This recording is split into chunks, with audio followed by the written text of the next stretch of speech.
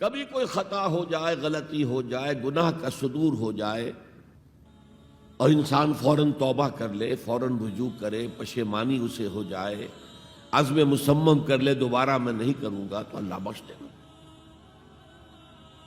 انما التوبۃ علی اللہ للذین یعملون السوء بجہالۃ ثم یتوبون من قریب، سورہ نساء میں فرمایا اللہ کے ذمے ہے ان لوگوں کی توبہ قبول کرنا۔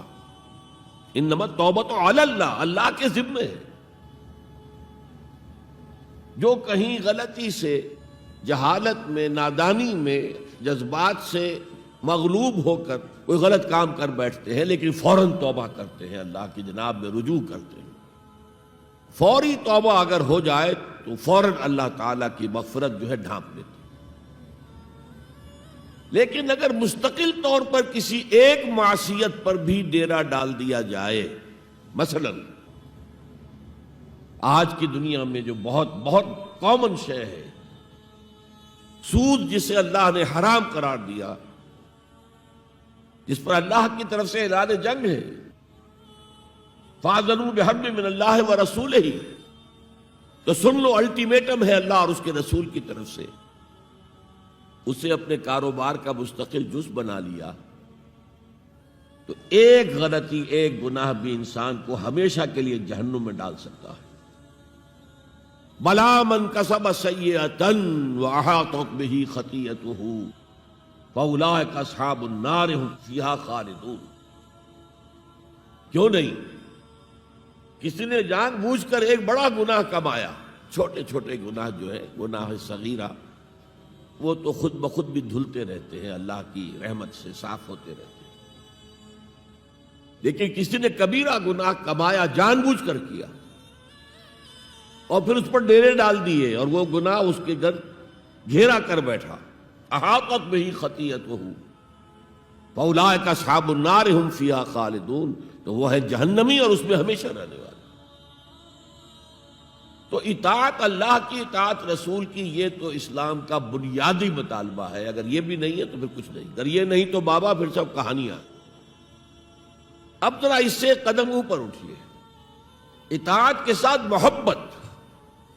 جب اللہ کی اطاعت کے ساتھ اللہ کی محبت جمع ہو جائے گی تو اس کا نام ہے عبادت۔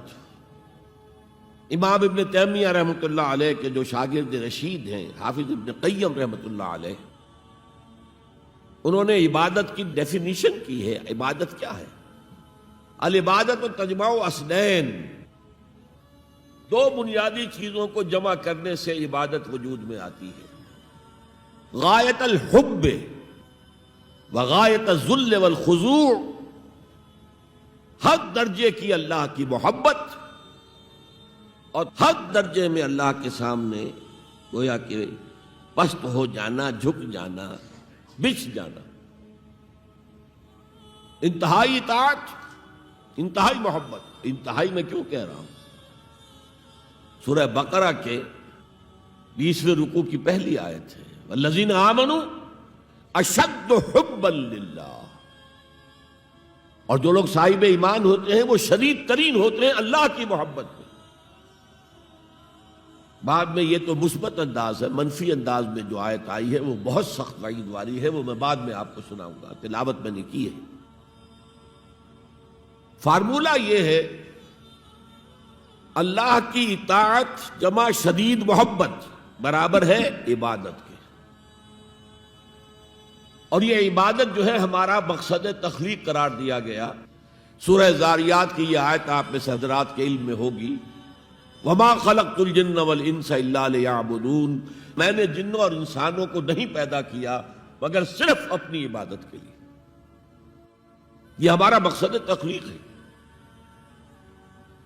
اس میں سے اطاعت والے حصے کی صحیح ترجمانی کی شیخ سعدی رحمۃ اللہ علیہ نے، زندگی آمد برائے بندگی، زندگی تو آئی ہے اطاعت کے لیے، بندگی کے لیے، غلامی کے لیے، عبدیت کے لیے۔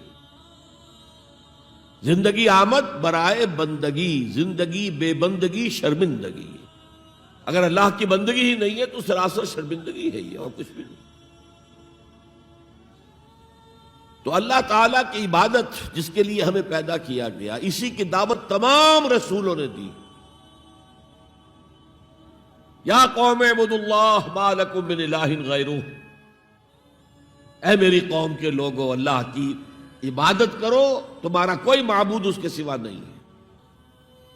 حضرت نوح کی دعوت بھی یہی تھی، حضرت ہود کی بھی یہی تھی، حضرت صالح کی بھی یہی تھی، حضرت شعیب کی بھی یہی تھی.